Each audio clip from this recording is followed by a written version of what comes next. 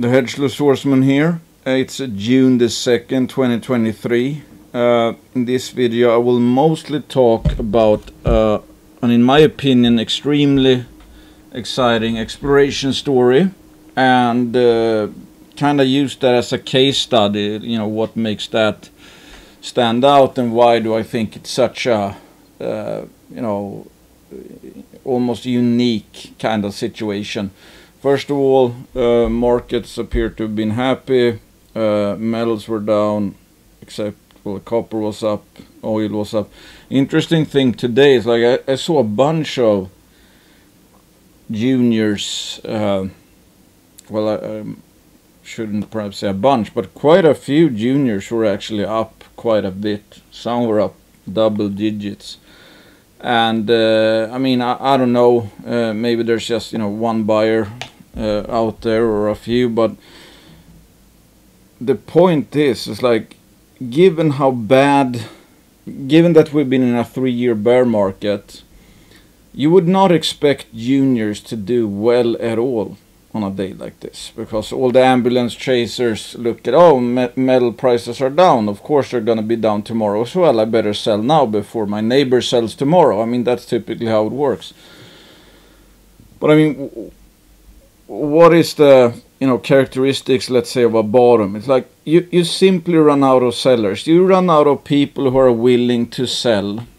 The people who have shares left, they are unwilling to put them up for sales at a lower price, and will not sell in the market to, you know, whatever stink bidders might be there. So I mean, it's just a function of that, really. It's like, I mean, if you know me, it's like I'm all in all the time. I mean, if every shareholder was like me, I mean, I'm not selling juniors down here. I'm not buying juniors every month. Sure, it's like I have to value shuffle and all of that. It's like, you know, if I want to buy more of something, I kind of, you know, I'm forced to sell something else because I'm always fully invested.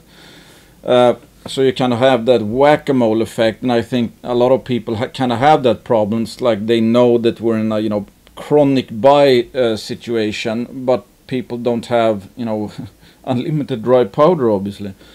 Still, but it's like when you see stuff like this, that, hey, you know, all of a sudden their juniors, they just go up for no real, you know, I shouldn't say no real reason, but they are cheap. It's like ambulance chasers wouldn't be buying juniors today, but still they went up. So it's like, okay, are we out of ambulance chasers?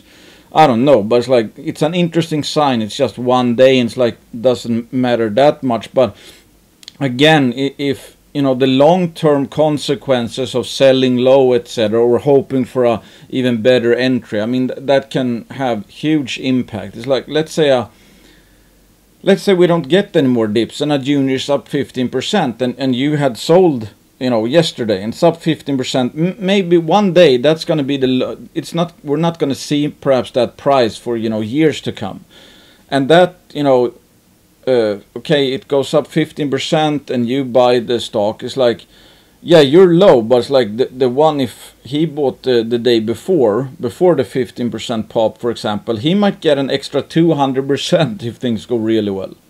It has such huge implications, and one day it's just going to be over. The sales are going to be over, and we're going to be looking back at this time, you know, in a couple of years perhaps, and it's like, oh my God, I cannot believe you know, you could buy that stuff. It's like, I remember after every single bottom, you kind of go back and it's like, of course I should have bought stock X or whatever. It's like, it was pricing in nothing, and that's what we're seeing out there. But so few people have the actual fortitude and discipline to use the, you know, common sense. It's like, yeah, this is these are unsustainably cheap levels. They're not, this sector never ever stays cheap forever. It never ever stays expensive forever.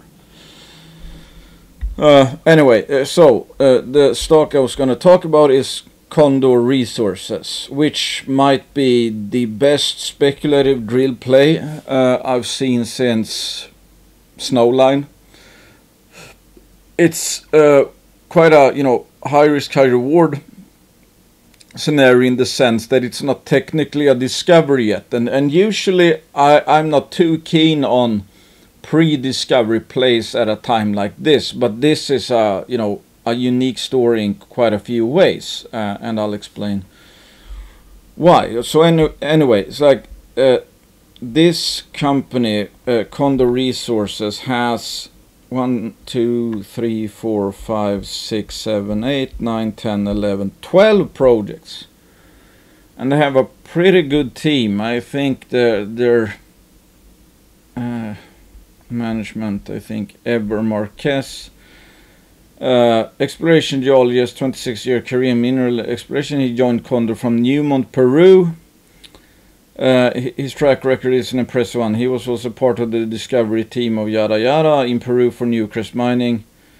Exploration 2006 Discovery Recognition Award when he was at Newmont, etc. So it's like a true high caliber geologists who have been in you know, with the major mining companies, gotten an award, you know, been involved in discoveries. I think I remember Quinton calling him a real ore finder, meaning it's like, yeah, he knows what a, you know, a really good target is, what a major mining company would be interested in. So the flagship project, I would say, out of the 12 is Pucamayo. I wrote an article about this company way back 3 years ago, and I outlined it as one of the most interesting real plays out there. For the, well, there's a bunch of reasons, but first things first, Pucamayo appears to be a potentially large or very large high sulfidation epithermal system. And the thankful thing about high sulfidation epithermal systems is that they tend to be disseminated, and they can have quite good grades for a disseminated system. And here you have their Pucamayo project, and here you have a bunch of alteration. That's the, you know, colored things here. So if we go down to the actual immediate target, because who knows, I mean, there's so much alteration here, it doesn't mean that there's going to be a deposit just because the, you know, under this whole thing, because there's a you know, alteration here.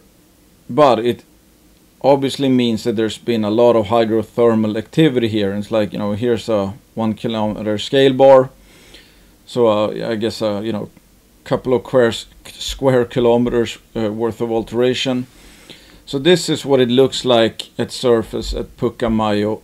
They have found an outcrop, I think that's around here if I'm not mistaken, or around here. And high sulfidation epithermal systems tend to form, you know, at the paleo water table. So the theory is that there's a 100 to maybe 200 meter thick, might be more, blanket type disseminated system. And this is like a small portion, let's say, of this target. It's around here. Here you can see epithermal high sulfidation ledges. It's within this red area. So that appears to be outcrops of the actual high sulfidation blanket. And it's running around 1 to 1.5 grams per ton AU and 100 to 200 grams per ton silver. And this is a schematic. You can look it up on the project page for Pucamayo. So here you have the channel samples from this ledge here. I don't know how long this does it say. It doesn't say exactly how long, but if we look at the scale bar, this is 500 meters here. I guess this is like, yeah, around at least 400 meters, and it stops here at the previous claim border. They have the rest now as well, but I don't know if they've sampled anymore. But it's like, okay, we're seeing, you know, let's say sporadic outcrops of what appears to be a high sulfidation epithermal system for around 400 meters. That's the That's the small window we have here of this geophysical target, which I will come to. And that has some seriously good grades. I mean, the silver grades are for a disseminated near surface potentially oxide system. You can see it's like up to 624 grams per ton silver in channel samples, and the average here is, you know, obviously quite high. So again, it says, like, you know, on average 100 to 200 grams. These gold grades, I guess they actually in this slide at least, they run between, I don't know, 0.5 to, you know, 1.33 grams per ton AU combined. I mean, price of silver, what's that, like 80, gold silver ratio might be around 80, so it's like this might be averaging, you know, 1-2 grams per ton gold equivalent just from the silver, and you have, you know, the gold as well. So the interesting thing is, like, okay, we have this small window here, not even small, 400 meters worth of outcropping with considerable gold and silver numbers. And that's basically what you see here. And as you can see on this slide, this is cutting right through an anomaly just below it. So this is the theoretical target. This is the footprint. I mean, this obviously is a slice through, so it's a continuous, but this alone is like 400 meters where there's outcropping mineralization with good grades. And that's obviously is like an arbitrary thing by Mother Nature, that it, you know, it happens to be that here this, for whatever reason, the weathering, you know, over thousands or millions of years, or yeah, probably millions of years, because this was probably formed, well, not actually that low perhaps, but still. So this is the only kind of window we get to see into the actual, you know, system, and that's running superb grades for a disseminated blanket type system.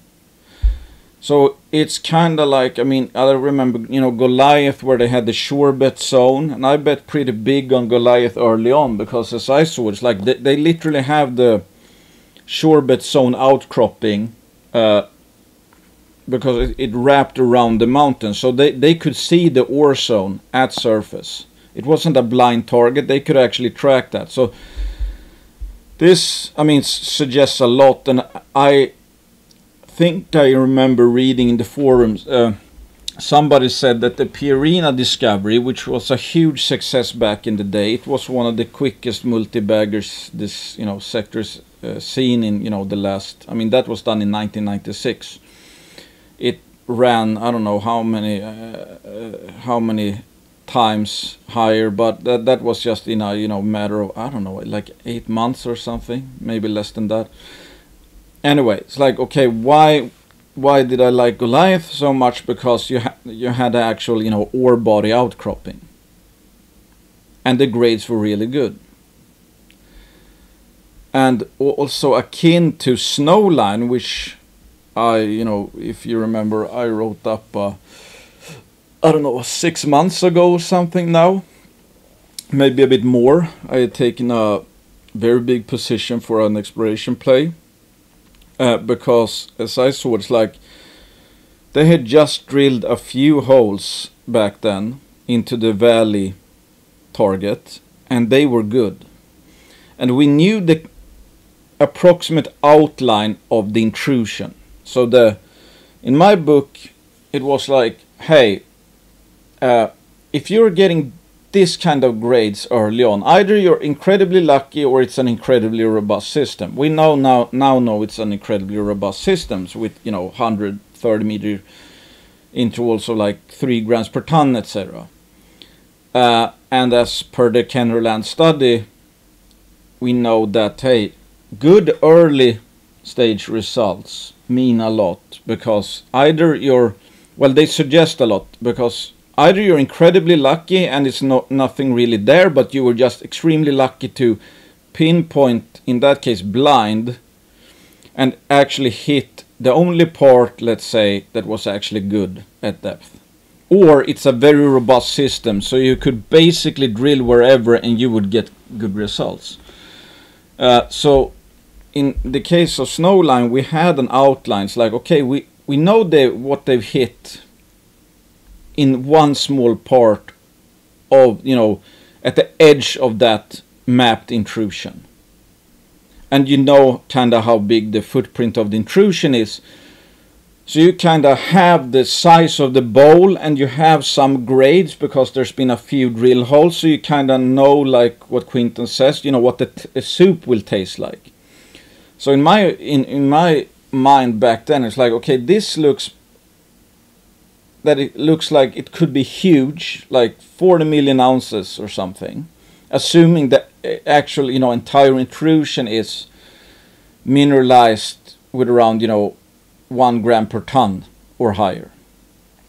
But at the same time, even if it is not, I thought it would be very likely, given that they actually announced, like, hey, we have visible gold in the drill core over X, in these holes and these holes and these holes. So it's like, yeah, it's obviously mineralized. So I thought that chance of success of reaching something that would be like 8 million ounces or perhaps 10 million ounces was very high. And in that case, I thought that, hey, if they only, quote, reach 8 to 10 million ounces, I think they have a company maker, given the remote location. I mean, if they would have drilled that in Nevada, maybe the critical threshold for success would be like, 1 million ounces or 2 million ounces easily. And already, this is obviously a mine worth hundreds of millions or a billion perhaps. But given the very remote location for Snowline, I thought, okay, they must reach like 8 to 10 million ounces. But I saw that as very likely. So I thought it was a very high likelihood of reaching the critical threshold with the drilling that was, coming, let's say. After that campaign, I think we will already kind of know that it's going to be at least around 8 to 10 million ounces. And in that case, Snowline is already cheap, because I thought it was a low chance that they would actually, drill dusters all over the place, or the, VG holes were, really bad for some reason, and they would end up with like, 3 million ounces, and nobody would really care because nobody's going to build a mine up there. But at the same time, the blue sky scenario was like, 40 million ounces. So I thought there was a very good probability that they will prove up something that's going to be, mine worthy. And in that case, I thought the price at that point in time was too cheap. It was not pricing in a high chance of success of proving up something at least that could be mined. And it was obviously by extension then not pricing in any sort of blue sky potential. So I thought it was a high likelihood of at least getting a 100 to 200% return. And it could theoretically, if blue sky materializes, become a like 10 to 20 bagger. That was in my opinion, an insanely good high risk, high reward bet. And the thing is, compared to, the great bears, etc. of the world, even if a system, we're talking load gold type of system, not disseminated, even if a type of system, or such a system actually hosts like 8 million ounces or more, it might take 3-4 years to prove that. Whereas in a Snowline system, it took 2 drill campaigns, and we already now know that's like, they probably have at least 10 million ounces at Valley. And, they have still not found the edges of it, even though Blue Sky didn't materialize. And we now know that, B2 Gold recently took a position. So this is kind of like that, because this is kind of the bowl, the soup bowl. And here we get a taste of what the soup might taste like. So given that, okay, how does these high sulfidation epithermal systems work? How do they look, etc.? Here we have Jeffrey in Swedish it would be called Hedenqvist. That's a Swedish surname. He's an expert on these types of deposit, and here he's going through the Lepanto deposit.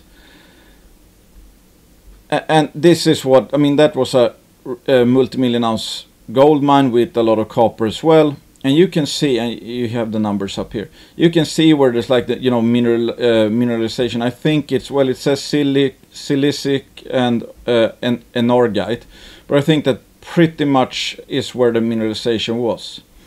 So that might be something we can expect here as well. And you see these kind of, you know, let's say dips, or like, I don't know if these are faults, or, well, this is the big fault, like the feeder. And this appears to be like mini faults. And notice in this slide that you have these kind of, you know, more intense silicification. So it looks like, you know, dips. So that kind of, you know, reminds me of, you know, this stuff here. Because, okay, this is quartz, so that would be, you know, resistant, etc. So that looks like something like this. So this might be somewhere along the lines how the Pucamayo high sulfidation might look like, you know, at depth. That is not, you know, maybe not a, you know, a perfect blanket, but you have these.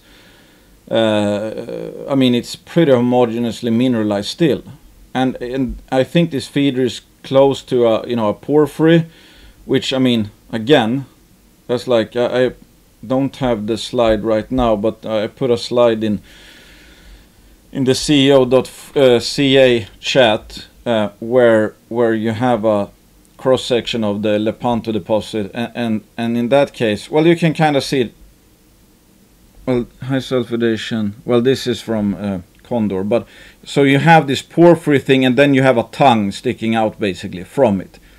So flip that on the other side, like the tongue is going that way. That's what this looks like. You have the porphyry sticking up, and then you have the tongue running like this. And again, we got a taste of the soup here. And somebody also mentioned in the forums that Pierina, which is, again, the success story. I didn't finish that story. Let's find it. Where is it? Where the hell? Oh, okay, here it is. This is the stock chart of Arequipa Resources, the Pierina discovery. That was also a high sulfidation epithermal discovery. This is done by golddiscovery.com, which is run by Luke Tenhave. Highly recommended follow, super smart, one of few people who are actually really good at junior investing. But they put up these kind of charts. So this is what happened with the Pierina discovery. Reconnaissance outcrop geochemical sampling has identified a zone 600 meter long by average 150 meters wide, with most samples 0.5 grams per ton AU or greater. Average out of 97 samples is 1.59 grams per ton. I don't know if there was a lot of silver or this is AU equivalent or something, but okay, reconnaissance outcrop geochemical sampling. I mean, that's basically where we are here, I would say. You know, geochemical outcrop sampling. This stuff here, outcrop sampling. So that's the stage we are. And in this case, it outlined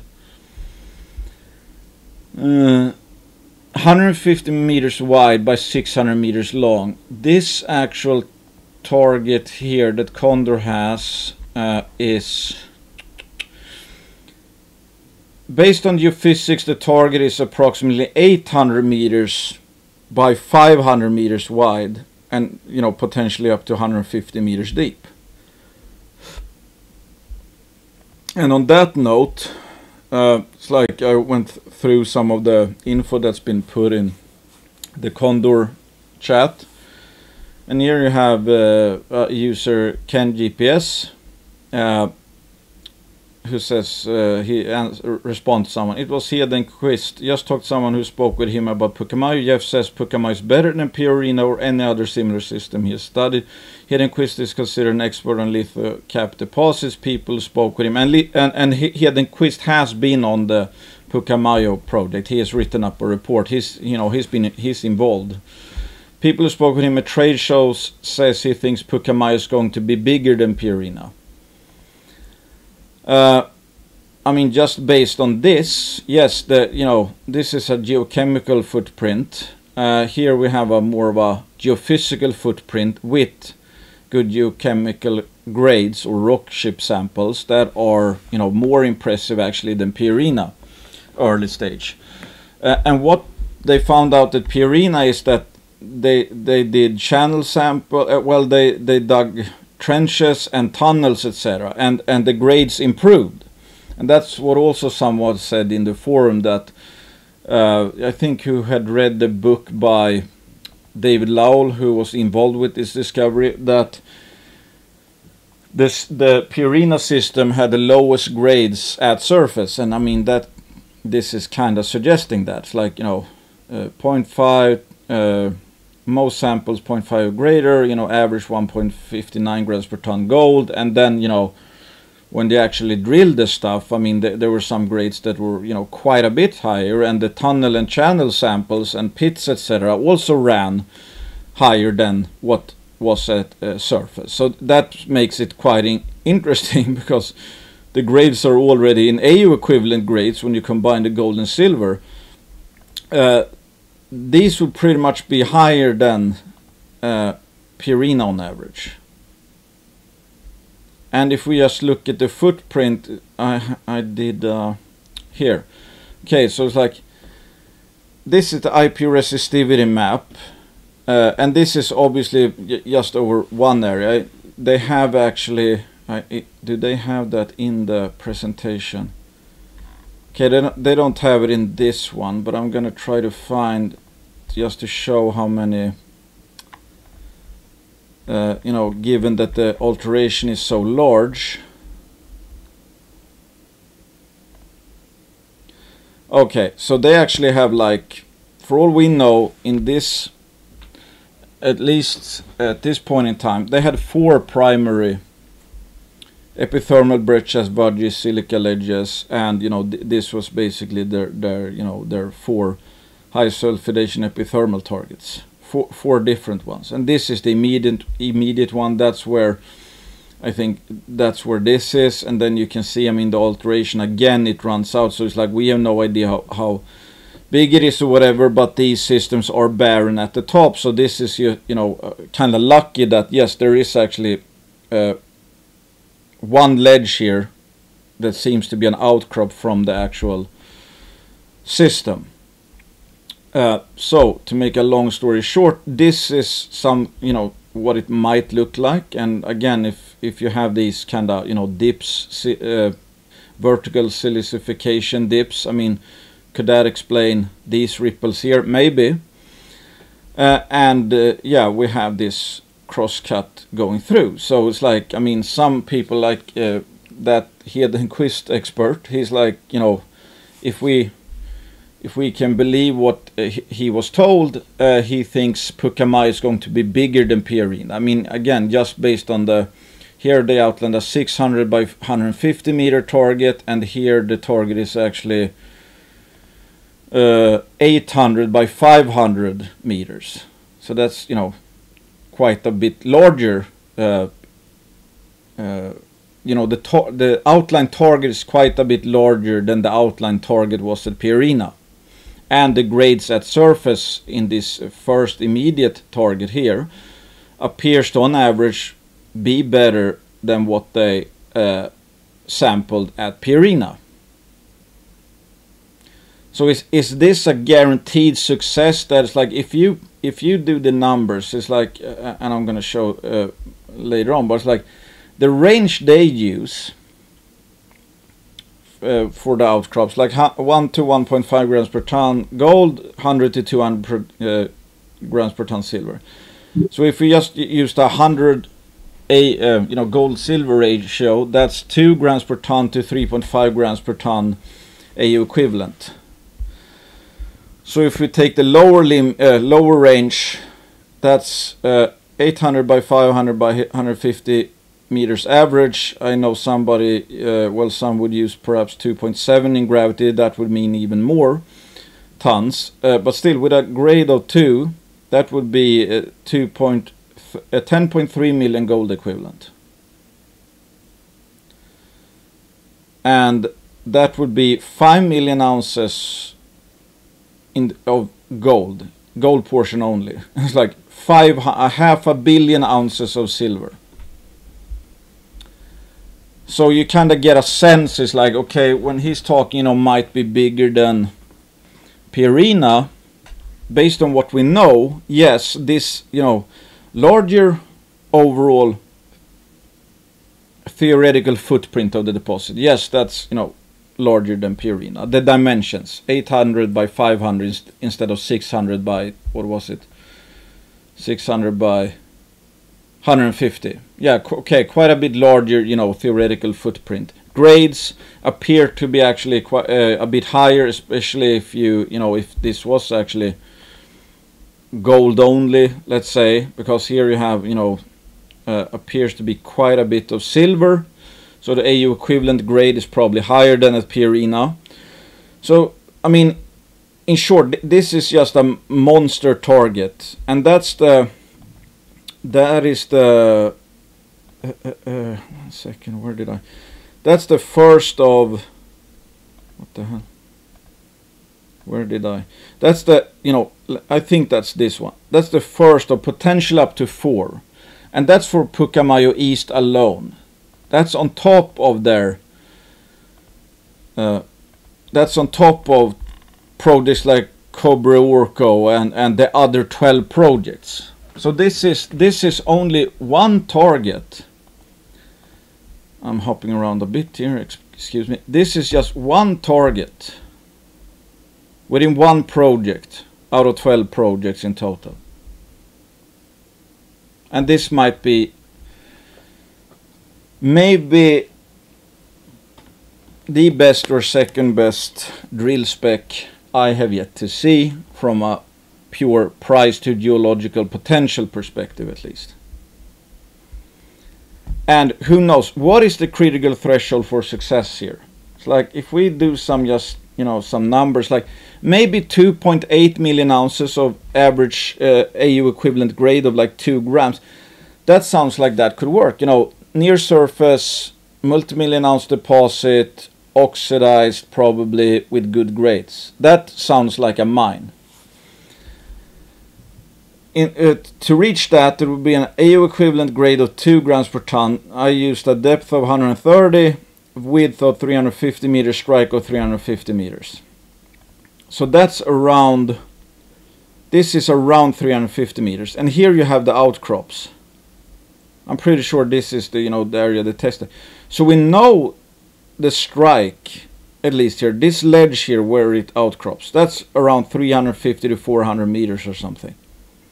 So if that just goes something like this, then you already have a mine. So what's outcropping here, if that just goes, covers this portion, not even the full, whatever, 800 meters, so it, goes all the way here, because here you see the sampling just suddenly stop at the, older claim border. So if this is the actual, blue sky target for this initial target, which could again be around 10 million ounce AU equivalent. That sounds like a pretty good bet. That if this mineralization, if the, let's say, quote, blanket underneath averages around this much or a bit lower and extends like so, you'd already have maybe a mine worth, several hundred millions of dollars. And blue sky, if you have a 10 million ounce AU equivalent monster, well, that could be, I don't know, $1, $2, $3 billion. I really don't know, but I think that would make it larger again than Pierina. And the interesting thing, of course, if we see where we are at kinda in the, you know, relative to Pierina, so we have this much kinda discovered, you know, alteration in geochemistry outlines suggest an epithermal system capable of hosting a multi-million ounce gold deposit. Yes, that is what we have. We have a target that's outlined that suggests there's multi-million ounce gold and silver potential. Then they again did a bunch of more stuff to de-risk it. Pits, tunnels, channels, etc. And got, on average, it appears, better grades than were found at the actual outcrops of that system. And this is actually when the drill results came out. So down here it had a market cap of 23.7 million, and that's back in 1996. So it's like somebody pointed out, if you inflation adjust that, it's quite a bit higher than 24 million. I bet that was quite a bit back then. And then they did de-risking with pits, and here it was already up to 336 million. Again, before any actual drill assays. And that's the beauty of this system. This would probably never have happened, of course, if it wasn't for how these systems behave, that they are disseminated. You can't do this with a load goal. So it's like the market already, you know, figured out, okay, they're getting these trench results. Not anywhere close to a resource. Not anywhere close to a resource. Just some tunnels, tunnels and channels and pits, and it's already, you know, here actually Insider sold off a bit. I guess it was up to, I don't know, 400 million. Anyway, so it ran to 336 without a single drill hole yet. Then they drilled it. I think they put in 9 holes. And I'm not even sure if they drilled really. Well, I guess they drilled a bit more. But on these holes, it reached, you know, pretty much close to where it was going to end up. $1 billion after one batch of drill assays. And Barrick, after only, I don't know how many holes was in this campaign. I don't know if this was included in like the 9-hole campaign. But I've heard that Barrick acquired it for $1.09 billion after just 9 holes have been drilled. And why is that? You never see that really in a load goal type situation, obviously. But simply because how these systems work. It's kind of with Snowline. Just 2 drill campaigns and B2 Gold is in there, and I think the market cap for Snowline is like 450 million. Huge. I mean, the value creation is like. I wish I had the. I mean, imagine how much you have to drill at, you know, the Windfall deposit to prove up something that somebody's, you know, going to put into production or take over. I mean, they drilled a lot more than 1 million meters now, I think. So the ROI on these types of deposits, these kind of, you know, bowl of soup type targets, is just simply incredible. Literally, I mean, if you think about it, the actual, if we're talking strictly drill results where they actually cut through the ore body, one could say that the discovery hole and the holes that proved that it was a huge deposit were in the same news release. If you compare this to a Great Bear they made a discovery hole. Then there was 3 years worth of financings and drill assays and drill assays and financing and drill assays and drill assays. 3 years later, you could confirm that it was a multi-million ounce system. The Pierina discovery by Condor Resources proved that in 1 news release. So you went all the way from discovery to let's say, proof of blue sky in one single drill campaign, one single news release. Well, in combination with these, you know, tunnel samples, etc.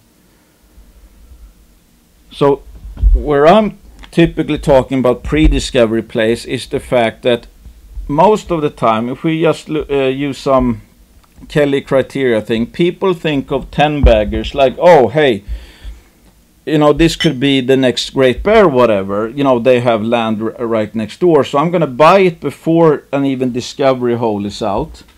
But think about what you're actually doing. Unlike Arequipa, one single drill hole doesn't prove anywhere near a multi-million-ounce mine.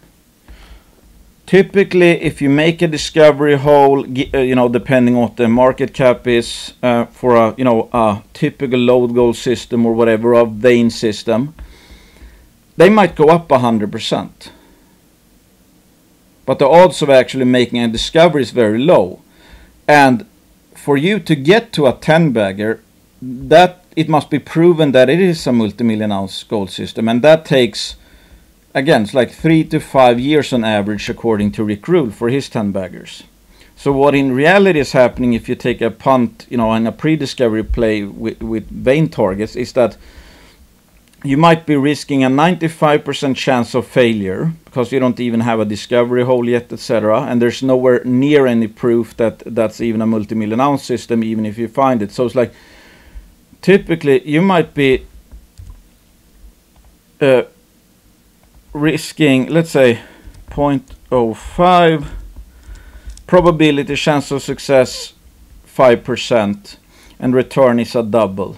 That is an insanely bad bet. In this example, with a target like this and with Pierina, all of that proving up, etc., basically comes with the discovery news release. So you go kind of, you know, theoretically immediately from not a single hole to 9 holes, and you already know this is a, you know, it's going to be a mine pretty much. So that's actually a bet where, unlike Great Bear, where it's like, yes, in your mind you might be thinking, hey, this could be a 10 bagger, so I'm getting in now, but that 10 bagger needs to be proven up over 3 years and tens of news releases. So the reward comes 3 years later. It doesn't come in one swoop. It's actually a series of continuous questions and answers over 3 years, and if they have, you know, on net answered in a positive way, then you get the ultimate reward on that bet. In this case, again, it's like if they drill a few holes, maybe one could immediately know that this is actually a big discovery. And if they come in the same news release, again, instead of going like Great Bear that grows over time, this could go from 0 to a mine in one news release. Or not to a mine, but it's like, yeah, we already know, like Barrick already knew, kinda, that, yeah, just these 9 souls are enough. Now we know there's a mine there. So we know that people are attracted to the get-rich-quick theme about junior miners. The problem is that very, very, very few projects actually deliver a bet like that. Because again, even if Great Bear was 10 to 20 bagger, it took 3 years. So you got rich over 3 years. It was not a case where if they make a discovery hole, all of a sudden it's worth 1.8 billion. No, after a discovery hole in a system like that, they only have a discovery hole. That's it. So, and I mean, if you run the numbers on some of these, it's like, you know, again, I'm using, if it's enough theoretically for this to be this long go out something like this within this land package, and that could be a mine if the grades line up. That sounds like quite a good bet. I mean, I've done some math just to try to calculate.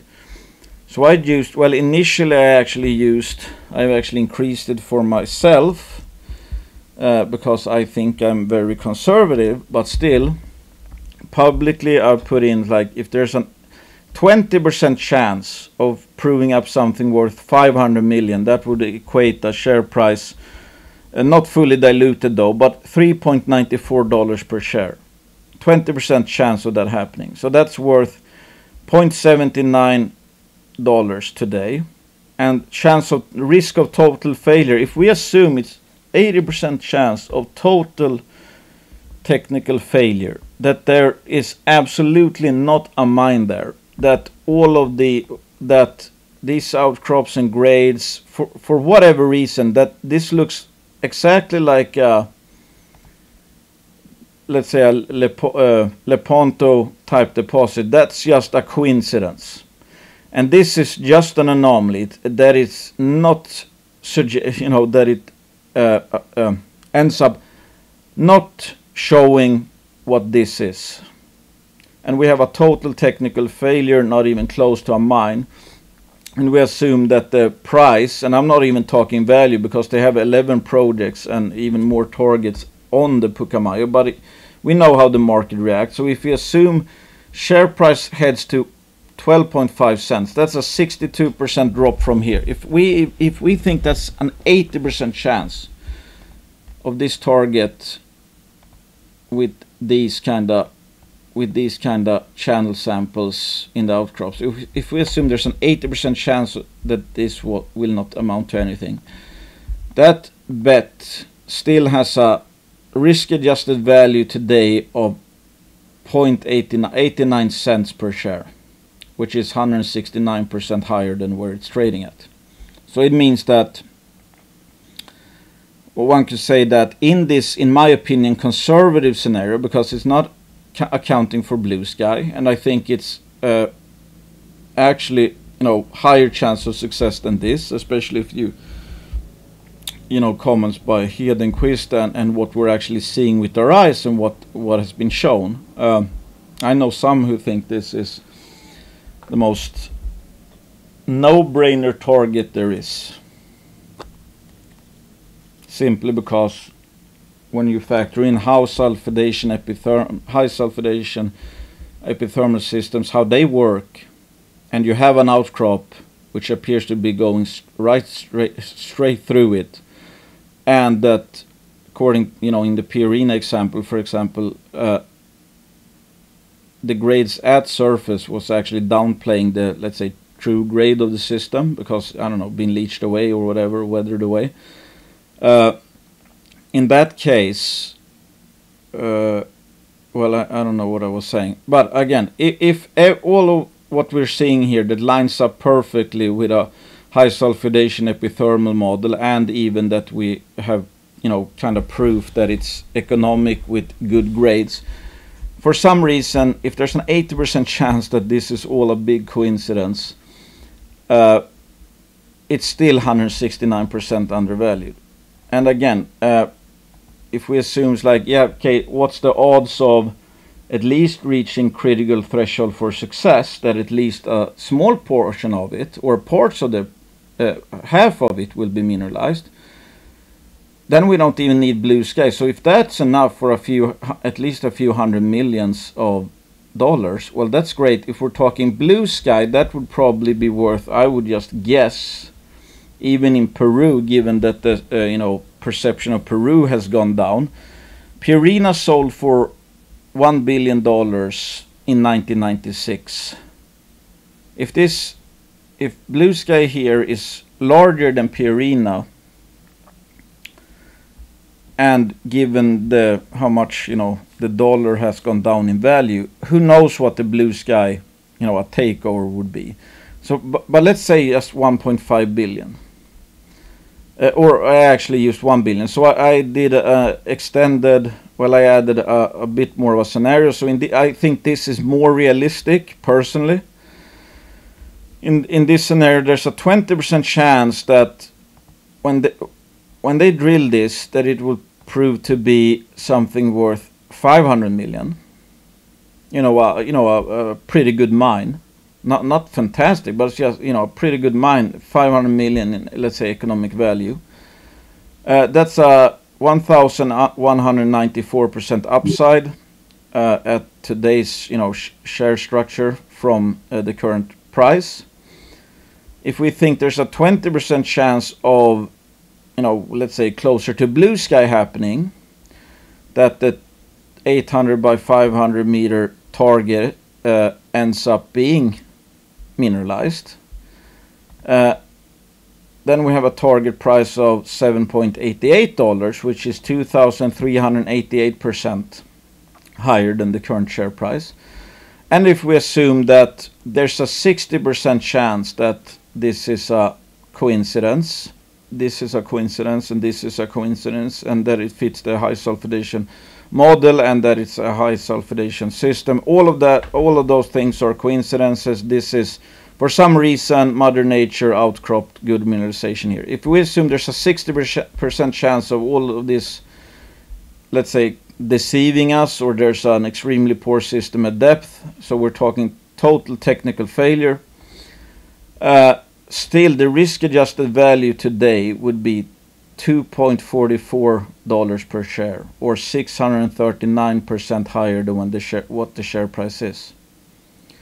And it's currently pricing in an 8% chance of this being worth 500 million. 8%.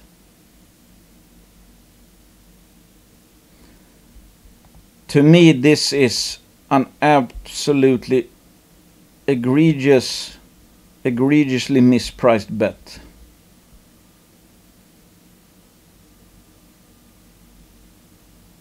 That is why right now I think it actually is the highest, the biggest position as far as high risk, high reward exploration place goes. I do not do this. I don't have a position like this in any pre-discovery play. I am close to it in Inflection Resources, because Inflection has 22 company making targets. But they will, quote, only keep 25%, but they have Anglo Gold, hopefully soon have Anglo Gold as a, but in that case you have 22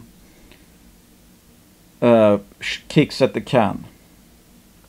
But I think this is such an, probably the best risk high, I mean, some people actually, people that know more about me than these kind of, about these kinds of systems, think it's more closer to, 50-50 or 60% chance of success, that it actually is as good as it looks. That, hey, if you see all of these ingredients, again, Occam's razor would suggest, yes, this fits with a high sulfidation epithermal model. Okay, we see that the silification is 800 by 500 meters, like up to 150 meters deep, and yes, we actually even know what it's probably gonna grade, or maybe, and this might be lowballing. So Occam's razor, if it looks like a duck and quacks like a duck, is probably a duck. So in that case, I guess one could say that it's, probably closer perhaps to 50-50. And in that case, the risk-adjusted value today would be like absurd. Yeah, around, perhaps more than $2.44 per share. And it's selling for 0.33 and pricing in an 8% chance that this is actually a duck. I'm terrifiably bullish. Because you probably have this kind of, paranoia as well. When you get so bullish, it's like, typically that is you should get cautious. Let's say, okay, I'm super bullish, and it's like, I mean, there's been certainly cases where it's like super bullish, and you know, you hold the stock way higher than, it's like the bet doesn't perhaps even really make sense because it's pricing in such a high chance of success, and we know it's a high risk business, and you get burned, let's say. And that kind of teaches you to, hey, okay, you know, don't take big bets, or don't, you know, I mean, like most people, they, you know, stick to royalty plays or whatever. But I twisted and turned this case in my head, and I just don't see how this is not egregiously mispriced. I mean, even in my opinion, a pessimistic scenario, it's still very mispriced. So I have put around, I mean, this typically I don't, again, like to go too big in pre-discovery plays, but I actually think the chance of success is probably closer to, I mean, of reaching critical threshold for success, you know, that they will at least find something that's, you know, worth a mine. And I'm not talking about the, you know, that this is a 10 million ounce behemoth, or it's like, I mean, if you run the numbers of like, you know, I mean, if you used 100 grams per ton silver over that kind of, you know, geophysical footprint, that's like 500 million ounces. But if you just used 50 grams per ton silver, 1 grams per ton gold, that's like 5.2 million ounces of gold and 260 million ounces of silver, near surface, potentially oxidized, open pitable. That's just a massive target. And I think would be, yeah, bigger than Pierina. And in this case, there's, I mean, again, typically in a Great Bear case, it's like, yeah, even if you think, let's say, oh, you know, they have a lot of land and there's, you know, big potential here, we have some golden smoke over a large area. When they do that drill hit, let's say they make a discovery hole, that's the start of the journey. Great Bear went up tenfold after the discovery hole, after over 3 years. In this case, and in like the kind of the Pierina case, I mean, the market already figured out what this was going to become, and that's why you can see this rise here with, you know, tunnel samples that are before a single drill hole was out. And the market was right in this case. It was already revaluing the Pierina target big time before actual assays were up. But they were also already, you know, kind of in the ore body, but obviously not, you know, had it totally outlined, because they obviously didn't dig up everything, and then, you know, that's you know, they didn't mine the whole thing and come back with a receipt. Now they did, you know, selected tunnels and channel samples, and it just fit that, hey, okay, we know how these behave, we know they are disseminated. So I mean, if you did a channel sample here, which I guess I mean, if this was not an outcrop but you did a trench like this, obviously that would be quite suggestive of what this thing is. That has not happened yet. I mean, I think it's a very underfollowed story still. There's like 10 people in the room. And this target was already, you know, hyped up, and by myself included, because I didn't know that they didn't have. I knew they had permits, drill permits, and they've had drill permits ever since 3 years ago. But it was the land access agreement they didn't have. So this is actually, it's like this target all of a sudden went live this week, after 3 years of not being allowed to drill it.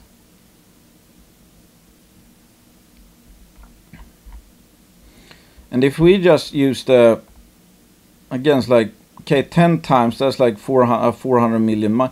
If we're talking this from a straight betting scenario, that, I mean, blue sky would be more than 10.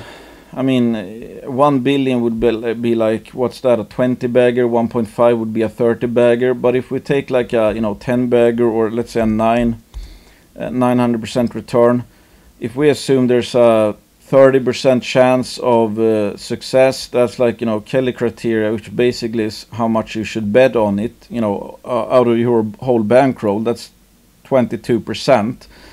And in this case, I think it's, you know, still relatively pessimistic. But I have actually put like around 10% in of you know, some family members' portfolio into Condor, and basically told them that, hey, either your 10% position is gonna, you know, get cut in half, that this is actually ends up being a total technical failure, that they don't even find 2-3 million ounces here, and certainly not any blue sky, and your portfolio will take a 5% hit. But if this actually is a duck, since it, you know, talks and looks like a duck, that 10% position could double the entire portfolio. I like that, you know, the sound of that. Okay, you're risking, you know, let's round it to, yeah, you're risking a 5% hit to the portfolio, and we're talking a 10% position, which is huge for a, you know, drill spec. But can you live with that, given that, as far as I can see, this is just absurdly undervalued given this picture here? So okay, can you live with that? It's like, okay, you know, you might take a 5% hit to the entire portfolio, or your portfolio might double after the coming drill campaign, which is planned to start sometime in June this month. To me, this is a big calculated bet. And there's no guarantees. But in poker, you never get bets like this, where it's like, I mean, take aces, for example. If you're all in aces against someone, on average you have like an 83% chance of winning 100%, doubling your money. But you have a 17% chance of losing 100% of the money you bet. Condor is certainly not worthless, even if this comes up with absolutely nothing, and all of this was a big coincidence. They still have 12 projects and other targets within Pucamayo. So this is, as I see it, this is not a company. This can't kill this. You know, this can't kill Condor, because they have so much. They have, what's this, the Cobre Orco targets, like, you know, a big porphyry type target. They have Andrea, which shows up in here. Let's see. This is Cobre Orco, gold porphyry skarn project. You know, gold values as high as 10 grams per ton. So this is the Andrea which you can see all the alteration. This is a big high sulfidation target as well. And here it's like one hole drilled in 2004, interval up to 60 meters or 1 gram per ton, a verbal report. I don't know what this is, but it's like, yeah, okay, this is the hydrothermal footprint, the alteration footprint, and they have basically staked it all. High sulfidation. So I mean, this could be a company maker as well. So there is no way for the coming drill campaign to like kill the Condor story. But yes, we probably, like always, I mean, there's going to be a reaction. So, but that's the point. It's like in poker, if you go all in with a hand, even as good as aces, you can win 100%, you lose 100%. In this case, it looks like, again, to me, that there's a fairly okay chance that this stock might be up like 1,000 to 2,000% after the coming drill campaign.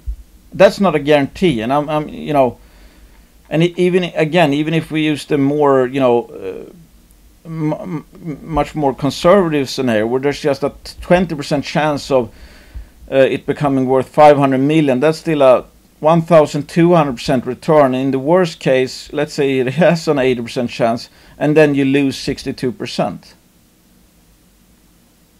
And of course, again, in this scenario, if we think there's 20% chance of getting pretty good result, 20% chance of this actually being as good as it looks, and still a whopping 60% chance of basically this target getting killed, and we see a flush of 62%. I mean, the risk-adjusted value of this bet, in that if we knew this was true, Condor should be worth $2.44 per share right now.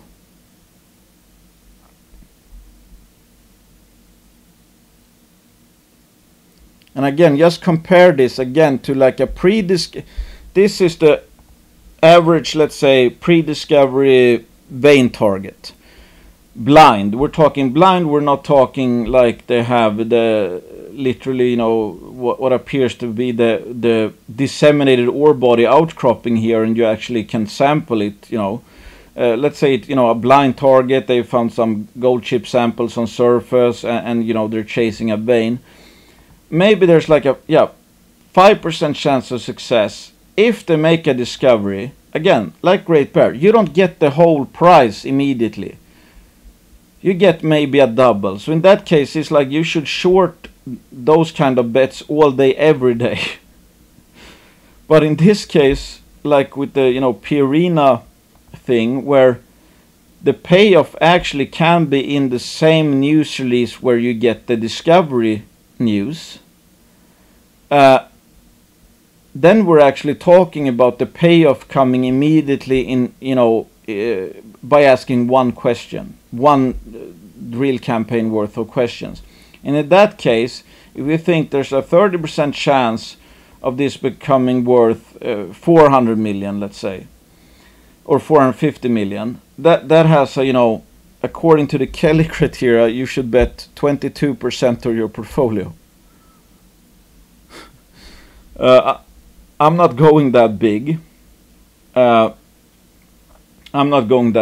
it's like, okay, I'm betting around 10% for the family portfolios, and this assumes that in the case that this bet does not land on the 30% success, but rather the 70% risk of failure, it assumes you lose everything, which is not the case here. So this is would actually be higher, because it would not be in the failing scenario, it would not be 100% dip. It would be like, I don't know, 50. I mean, if Condor went down to like 20 million, I mean, that would certainly not be overvalued given their amount of projects, and that they probably will have 3 million or something even after they drill Pucamayo. And they have other company making projects, obviously. Like Andrea and the Cobroa and what's that other one? Huinak Punta, Bonanza Grade Golds, Grade Silver, Skarn, or CRD, I think. I haven't really looked in, but there's certainly a lot of value outside of Pucamayo, and I think personally that even if Condor only had Pucamayo, that's their one shot. I think this is just way too cheap. So that's why I'm for an exploration play. I'm betting quite big on Condor right now, and it doesn't matter what the share price does anytime soon. The coming, assuming they drill it, the assays will be what the assays are. Doesn't matter if Condor is up to 40 cents or it goes down to 30 cents, whatever. The assays will be what the assays will be. In who knows, maybe in 3-4 months, I don't know how long it takes to get assays. It shouldn't take too long to drill like 15 holes or whatever they have planned, or 20. Yeah, so it's like we might scratch the lottery ticket within a few months. And if the outcome is that Pierina type things, this might be up 10 times, 20 times in a hurry. The thing with Pierina was obviously that the market when they did more de-risking, when they actually, you know, did channel and tunnel samples, and it became more obvious that their target, yes, this is a high sulfidation epithermal system with really good, this, you know, their blanket is actually, I think they actually have,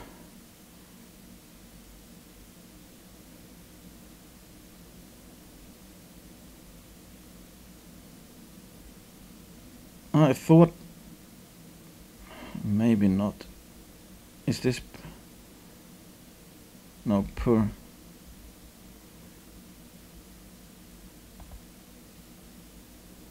I don't know, I just, for some reason I thought they actually had, I don't remember, I think I saw it. Anyway, they might have the P, I think they have the P Arena discovery in here somewhere. Anyway, this is also the Lepanto model, so that's why they also are going to test the porphyry, because Lepanto had mineralization around the actual. Do they have a slide of that? Well, I think this is actually, yeah, okay, this is on top. So yeah, there was a 1% copper, 0.7% gram per ton porphyry endowment on top of, so this basically on top of the high sulfidation system. And this doesn't look too deep either. So again, this is obviously the main price here, I would say, but there's potential for, you know, let's say lower grade mineralization around the actual porphyry as well.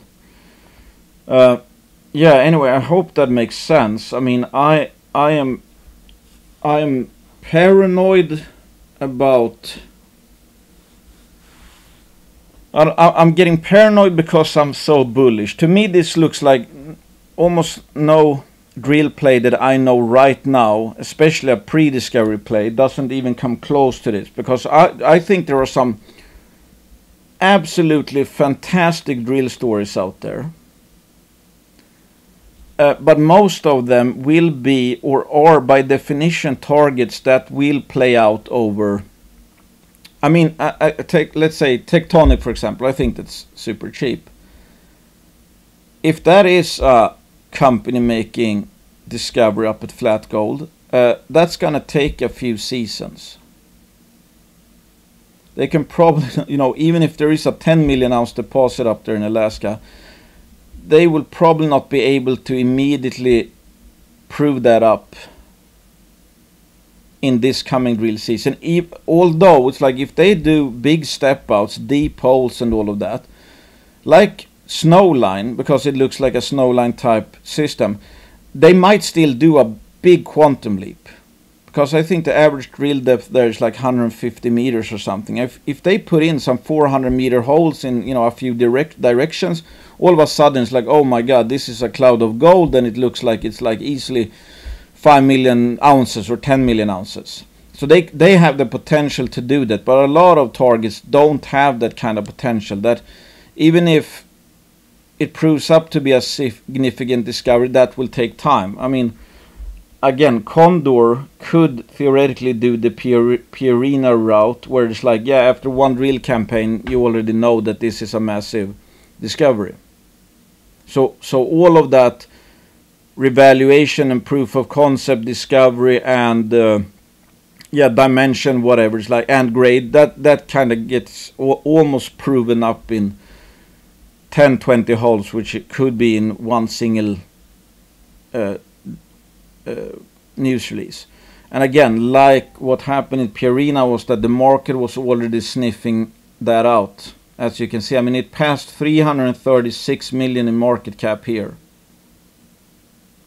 from, you know, from more channel samples. And when the drills came out, icing on the cake, and Barrick almost bought it immediately. And here we have Condor, and it's like, according to, you know, the rumor mill, that Jeffrey Hedenquist has suggested that Jeff says Pucama is better than Pierina or any other similar system he has studied. What should this bet be worth today before this is drilled is my question. I do not think, when you account for all the other projects, this doesn't come even close to a fairly priced bet. I think actually this is probably closer to the to reality than this very pessimistic scenario, which still has that the share price should be 89 cents. It sounds that's the thing. It's like, it sounds absolutely ridiculous that it's like this should be at $2.44 already, perhaps, and that would be 2.44. What's the share count? 127. Yeah, 309. So that would actually rhyme with Condor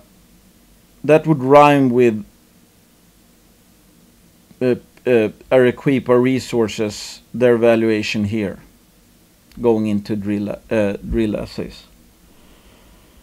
With that said, it was more de-risked because they had again done some channels on top of the outcrop they found. Yeah, so I would say that this is more, I mean, this might be, well, this is more of a high risk, high reward than Pierina when that was at 330 million, but this is only at 41 million. That's the thing. It's like 80% cheaper, discounted, and pricing in an 8% chance of success. And and that's, without Hedenquist, okay, this might be actually better than Pierina. So again, I might be wrong. Nobody knows the exact odds, but it's like, I am so bullish on this bet at this price that I'm absolutely paranoid. That it's, in my opinion, so cheap that legitimately when the market gains, the confidence that, it's starting to sniff out how good this already appears to be,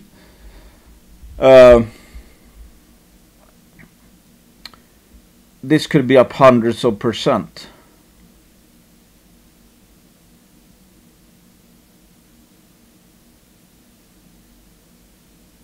So we're about to go we're at this stage and we're bypassing this de-risking and going straight to drilling. So we're going to be jumping from here to potentially here in one news release, because we're not going the, do tunnel and channels. And that actually might also be a tell on just how confident they are. That they're not even de-risking it further. They're actually going straight into drill or kill, if you know what I mean. That they might not even think they need to do channel sample, or that, it's been such a hassle that it's like, hey, we might as well just go and, get the answers immediately. I'm not 100% sure on that, but if Jeff Hedenquist says that this is the, allegedly says that this is one of the, possibly the best target of this type that he's ever seen. Yeah, I mean, Jesus, I don't know if I don't know if, I think I already have a big position, but it's like just thinking about it, what the grades show here and the footprint and all that and the comments, etc. And the, payoff, I should maybe have a lot more, even though it's like my paranoia is like, you've been burned. But legit, this is a case, I think, where, like I told my family members that, hey, if you're okay with taking, a 10% position, you're either going to be down 5%, or I could see before this year is over, maybe in just the next few months, that this 10% position alone basically doubled your entire portfolio. With that said, if the market starts to agree with us bulls anytime soon and people find out about this story and we have this revaluation that it's starting to de-risk perhaps the more true probability of success going into drill results, I for sure can't swear that it's like if we reach, I don't know,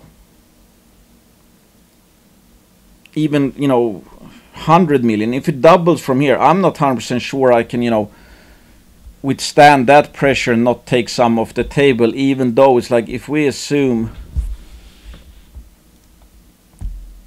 if it goes to 0.66, well,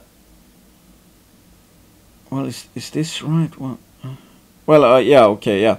Then it's still in this scenario still 200. It would still be 277% undervalued, even if it doubles from here in this scenario. The very pessimistic one, I would say, it would be only 35% undervalued to fair value if it doubles from here before assays.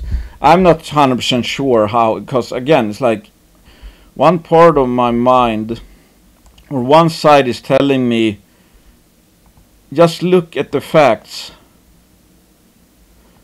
and then look at this and look at the facts, look at the grades, look at the footprint. This is screaming that it is what it looks to be, that it talks and looks like a duck, it's probably a duck. You idiot, this is possibly the best drill play I've ever seen. And the other side of my mind is obviously that, hey, after 3 years in a bear market,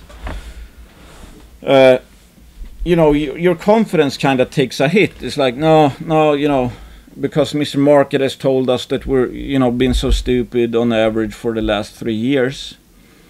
But that's also obviously a skill in itself to disregard all that noise and just look at the quote facts. And this is, I think, telling me it's like this is an absolute no-brainer. Certainly, I would say, given where the price is, etc., and how quick the proof of concept could be. So it's like I'm thinking that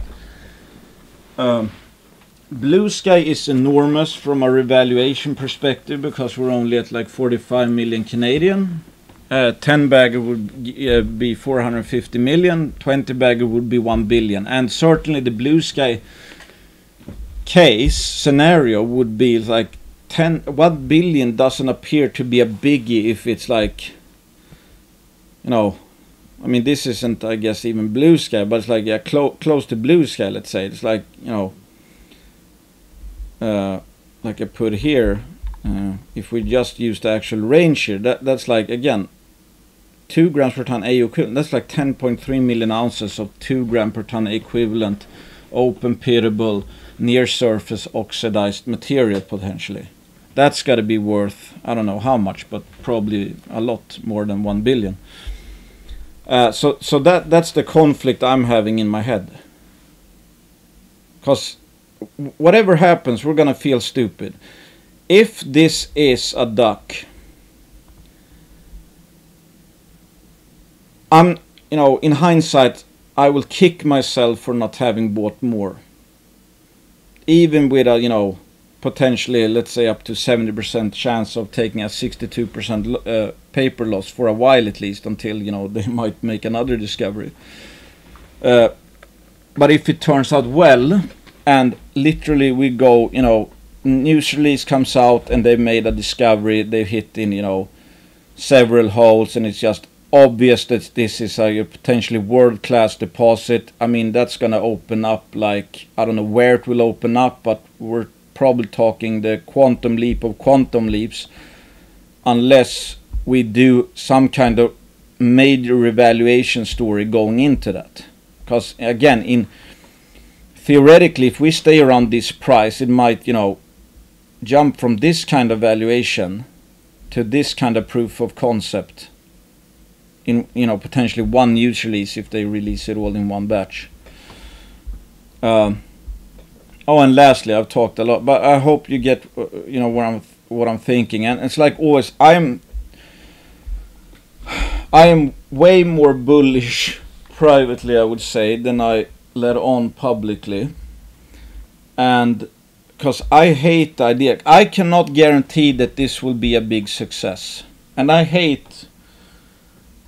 really hate when, let's say, other people lose money. That's not a nice feeling. I know what I'm risking, but I just wanted to lay it out. It's like, on the one hand, if you're underselling the case, then you're kind of doing people a disservice, because that's, well, you might be helping, but I mean, if you're publicly 50% bullish, or what you know, of what you actually believe, you know, how bullish you actually are, then you're underselling it. But at the same time, if you're like, you know, I mean, this is just a table pounder to me, of the highest degree. But in that case, you might, you know, maybe someone will think like, and this might all be true, but you know, I don't want people like, you know, betting the farm, and it's like, you know, have, you know, go all in and then all, you know, go all in hopes. So it's like, if I'm all in and it, you know, turns out well, I'm going to 10 bag my entire portfolio. Because if it becomes a total technical failure, and you lose like 62% even on paper for a while, until they might have done another discovery or something like that. I mean, I don't want anyone to have that kind of pain, if you know what I mean. But I'm taking a big bet on this one, and I'm trained. I'm thinking from the end. I've already kind of accepted that, hey, there might be a future where it's like, I look at what I have invested now in Condor, and that will be down 62%. But I cannot shut my eyes to, if this is even close to what the actual chance of success is, and risk, etc., then it is just an absolute no-brainer. And there's also in that case a future where it's like, in maybe 3 months' time, in a scenario where I would keep all my current shares of Condor, that position alone would have like doubled or more the entire portfolio in 3 months. If there were a lot of Condor Resources around with targets like Pucamayo, if there were 20 of those, and this is even close, I would have 5% in each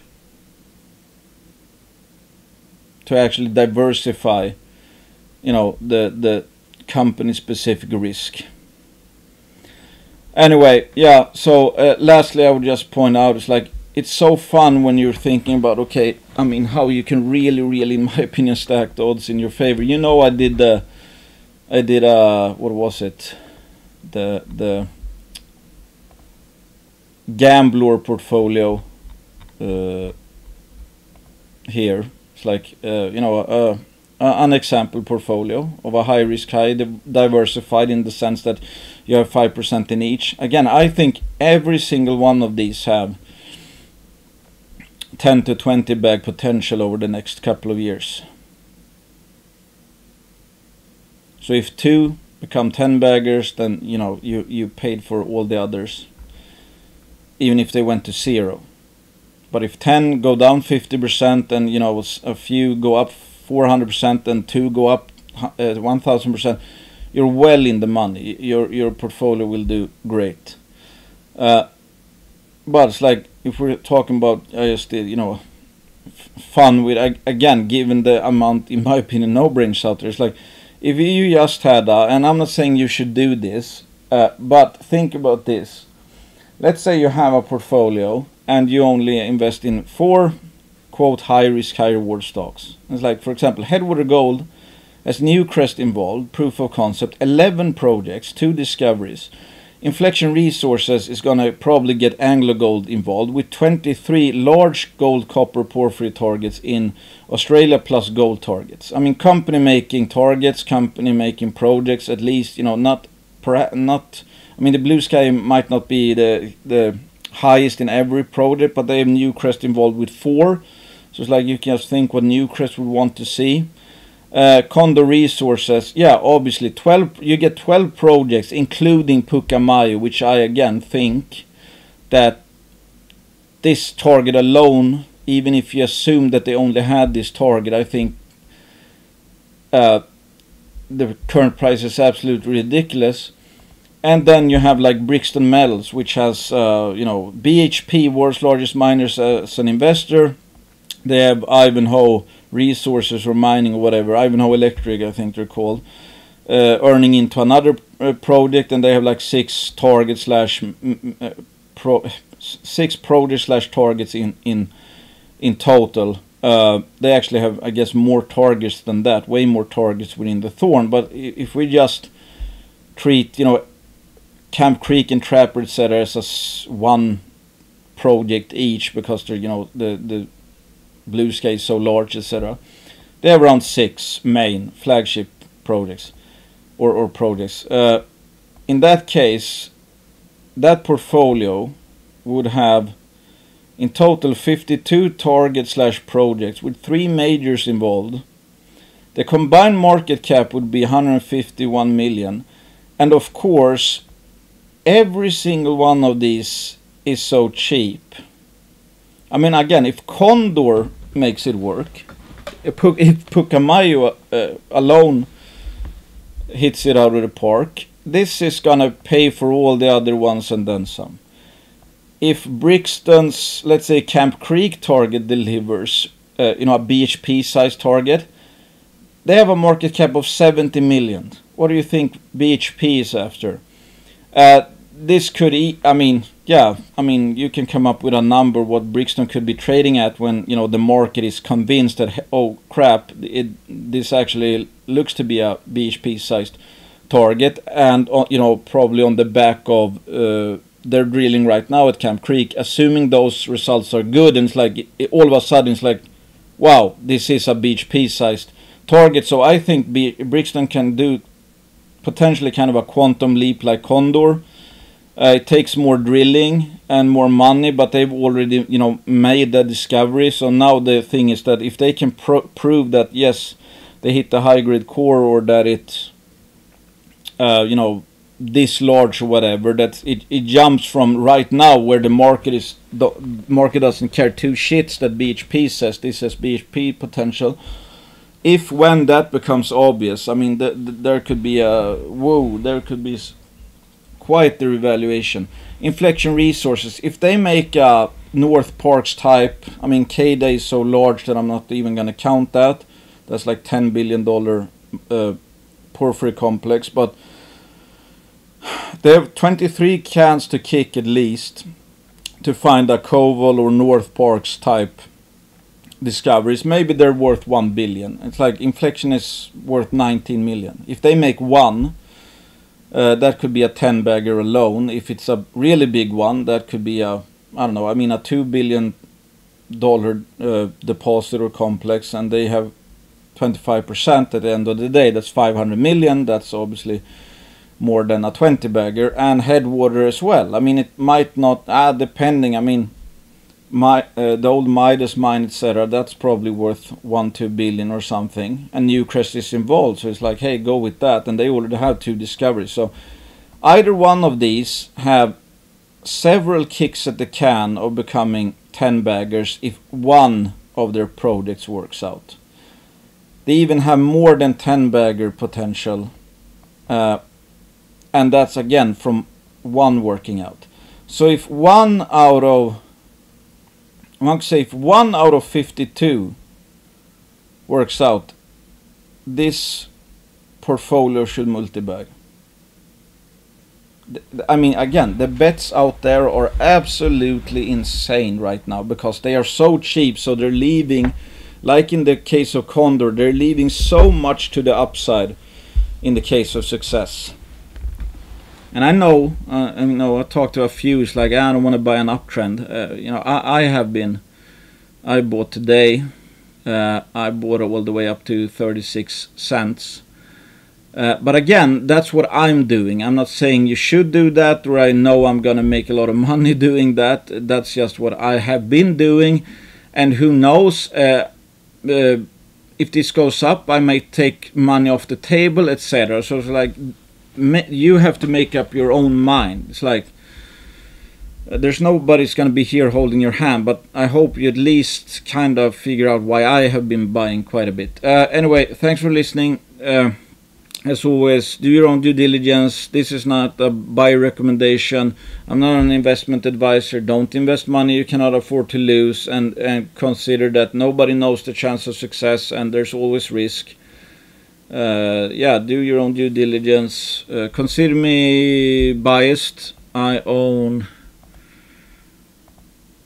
shares of all of these companies, which I showed. I own shares of all of these companies. These two are banner sponsors. Yeah, thanks for listening. Good luck to us all. Bye.